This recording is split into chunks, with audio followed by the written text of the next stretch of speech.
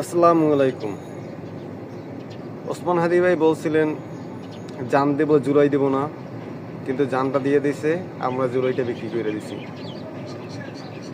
এখন জুলাই আন্দোলন কি কোনো বিপ্লব ছিল? উত্তর না। তাহলে এটা কি ছিল? আপনার জুলাই আন্দোলনটা আপনি তিনটে বিষয়ে ভাগ করতে পারেন।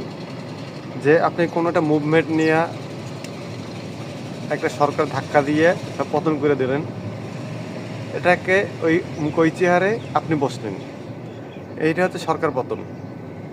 আপনি এখানে বসার পর ওই চেয়ারটা বার্নিশ করলেন, তার উপর রং করলেন, এটাকে বলা হয় সংস্কার।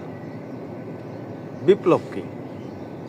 বিপ্লব হয়েছে ওই চেয়ারটা আপনি ভাঙবেন, ভাঙ্গার পর নতুন একটা চেয়ার বসাবেন। ওটা চেয়ার হতে পারে, ওটা ওটা টুল হতে পারে, ওটা চকি হতে পারে। আপনার পুরাতন চেয়ারটা নতুন চেয়ারটার মতো হবে না, এটা হচ্ছে বিপ্লব। এখন এই জুলাই অভ্যুত্থানটা যে হলো, এর